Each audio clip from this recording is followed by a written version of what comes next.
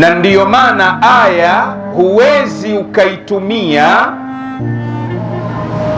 kuharamishia kuwaingilia wanawake kinyume na maumbile. Huwezi ukatumia aya hii.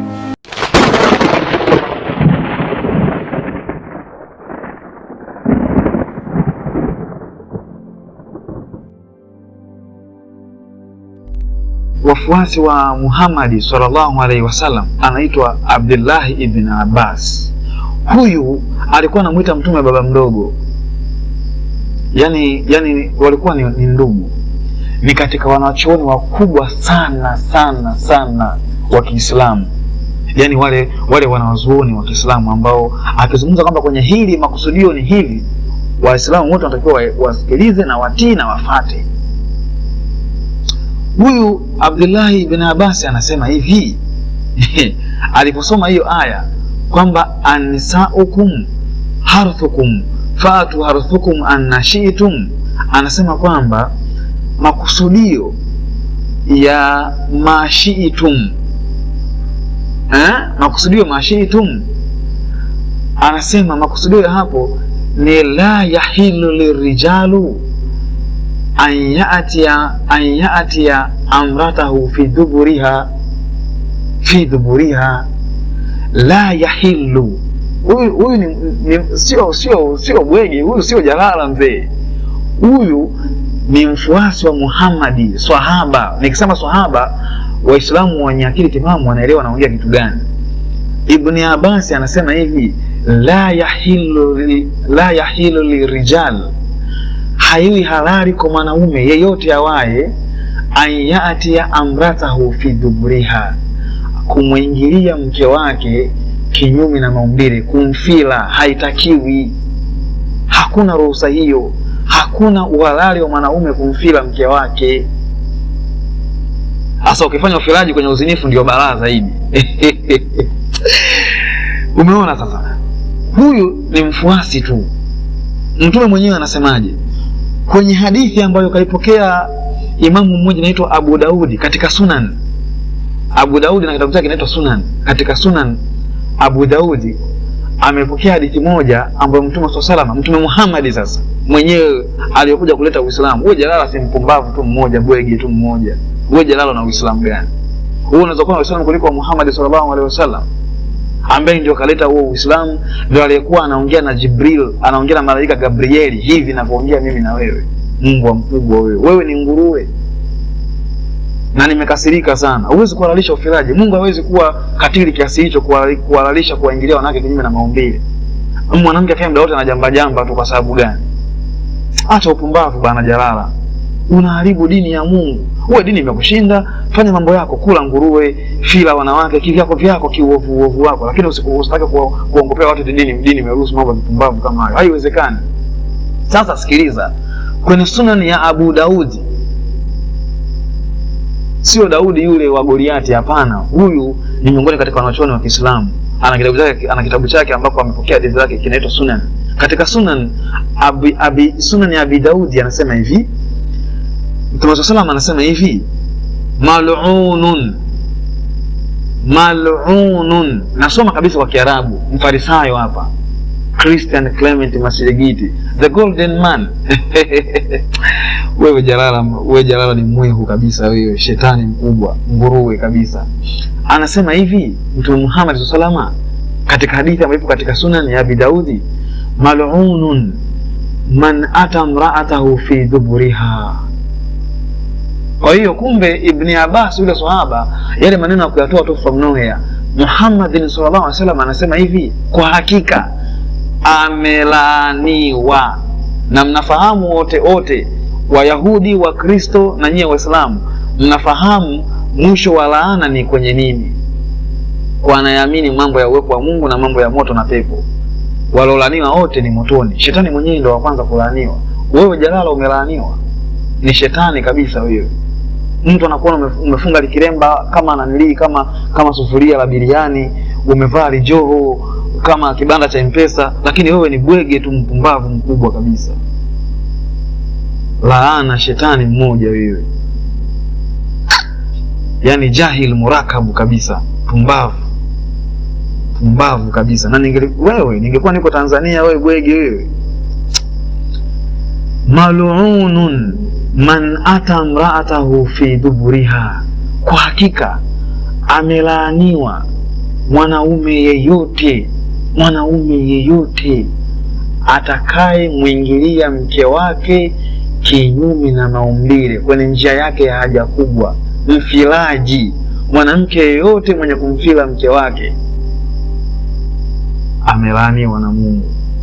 Vipi huu ufilaji ukiufanya kwa mtu ambaye unazini naye, sio mke wako? Ina maana balaa ni kubwa zaidi. Tumwogopeni Mungu jamani. Basi mtu umekuwa muovu kwenye swala zima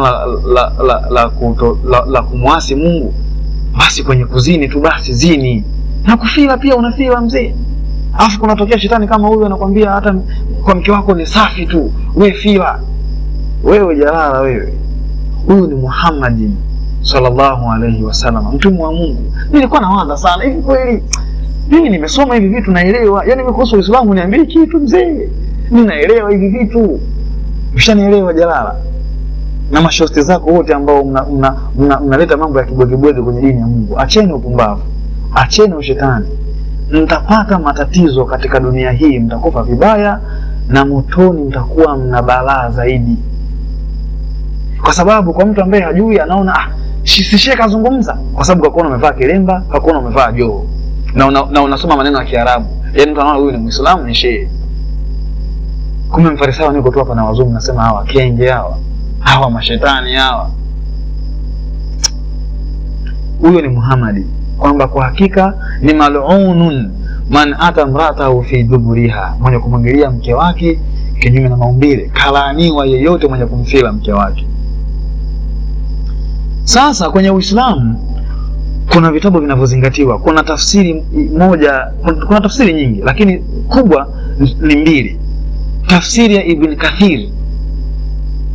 Kuna imamu anaitwa Ibn Kathir, katika zama zilizopita aliwahi kutafsiri hii Qur'an, alikusanya tafsiri ya Qur'an vizuri sana kwa ufahamu wa maswahaba. Ikiwekwa aya inakuja pale chini data za maswahaba, wao walielewa vipi hiyo mafundisho.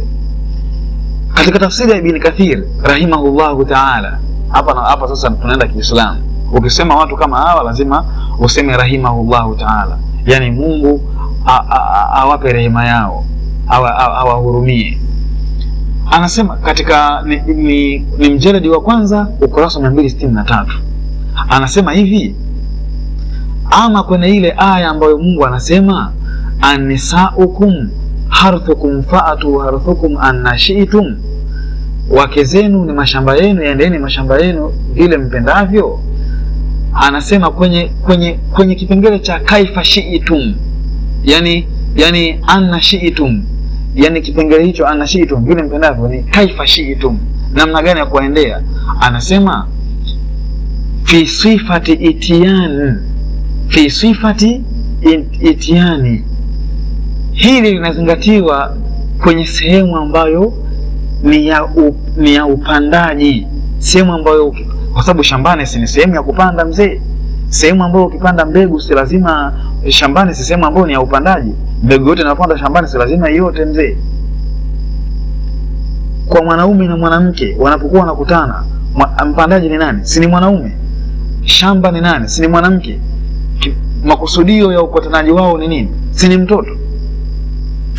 Wewe jalala wewe tulia. Mungu yupo tu, atakufanyia jambo. Mungu watu kama nyie hawaachaji mzee. Kama leo rafiki na jamaa yangu alioza mapafu, wewe ni nani? Wewe lazima tu Mungu atakushughulikia kenge wewe. Anasema fi sifati itiani, hii inazingatiwa, yani fi sifati itiani ni kwa nini zile tunasema, yani ile mikao unapokuwa na starehe na mkeo. Hapo sitaki kuongea sana, nyie mnaelewa zaidi. Mikao ile unapokuwa na mkeo mna starehe.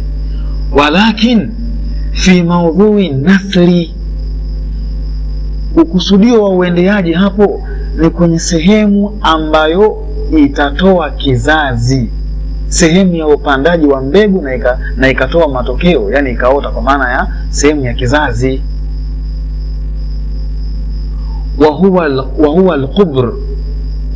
Huyo ni Ibn Kathiri huyo. Mimi ni mfarisayo tu hapa, hata kama nitakuwa nachapia kwenye Kiarabu mtanisamee, lakini mimi nafikisha ile maudhui, makusudio ya Sheikh Ibn Kathir kwamba wa huwa al-qubru, na ni ukeni.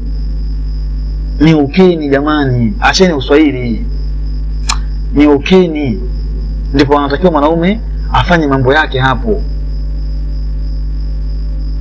Wa huwa maudhi'u alwaladi, wa huwa